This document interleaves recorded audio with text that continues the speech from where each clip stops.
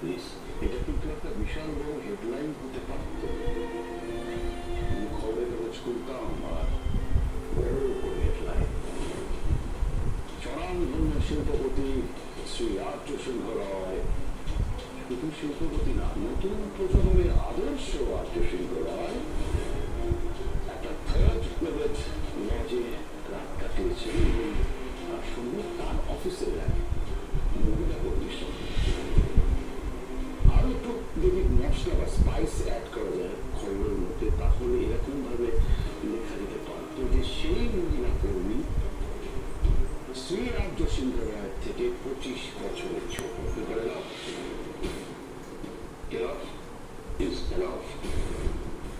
শুনতে খারাপ লাগছে তো, আসলে খবরটা যখন জানাজানি হবে, যখন সবাই জানবে, তখন সবার আরো খারাপ লাগবে, রাজা খুব নোংরা লাগবে। তবে একটা সুবিধা রয়েছে, আমাদের অফিসের কেউ তোকে কিছু বলবে না, সব জানলে। কারণ হচ্ছে তোর পজিশন, তোর ক্ষমতা, ওই ক্যারিশমার সামনে কেউ খুলতেই সাহস পাবে না। কিন্তু মুশকিলটা হচ্ছে বাইরে কি হবে। এই খবরটাকে তুষের আগুনের মতো জ্বলবে।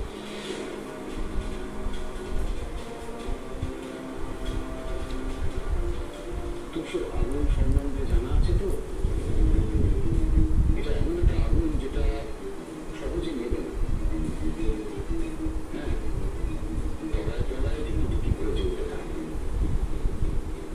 বারবার দিয়েছ কি তোমাকে চালিয়ে পুড়িয়ে রাখো। আর আর্য সিংহ রায়, তুমি সেই আগুনে পা দিয়েছ। এই আগুন তোমাকে জ্বালাবে। এরপর মিডিয়া জানবে, সোশ্যাল মিডিয়াতে ছড়াবে, আর্য সিংহ রায় সব জায়গায় হাইলাইটেড হবে। এরকম একটা কিচ্ছার খবর দাবা নলের মতো ছড়িয়ে পড়ে। দুই আগুনের আইডিয়া অভিযোগ জানাচ্ছ।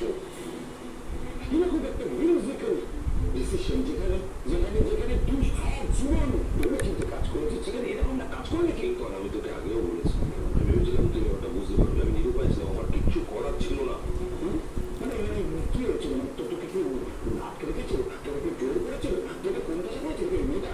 এই মেয়ে অপর্ণা আমাদের থেকে অনেক ছোট বাচ্চা মেয়ে, আমাদের কোম্পানিতে চাকরি করে। ওর সিকিউরিটির কথা ভেবেই আমি লজে যেতে বাধ্য হয়েছিলাম। সিকিউরিটি কি এখন একটা কন্টিনেন্সিয়াল ফ্রেট ক্যাটাগরি সিকিউরিটি প্রয়োজন ছিল, যেটা আমাকে জানানো গেল না। আমি বলেছি তোকে, ওকে টাওয়ার ছিল না, মোবাইলে সিগন্যাল পাচ্ছিলাম না।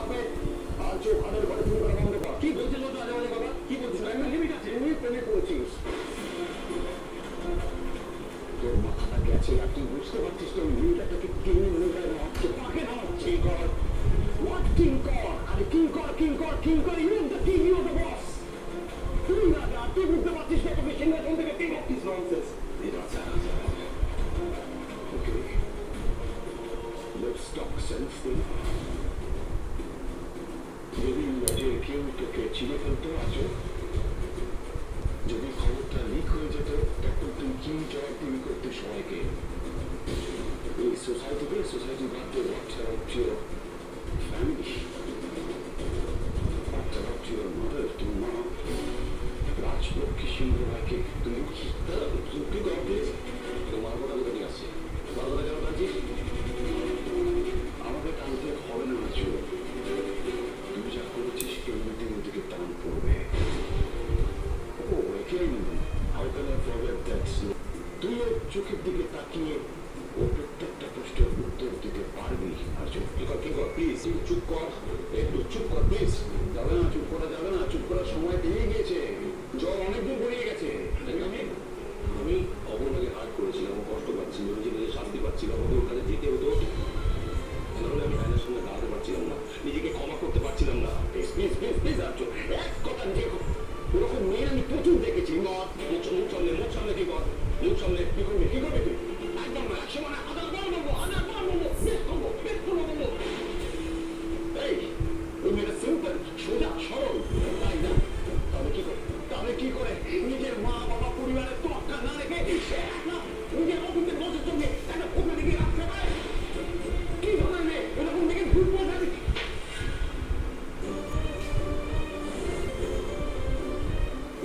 স্বপ্ন করছিলাম তুই এই কাজটা করাতে আমাকে বাধ্য করতে।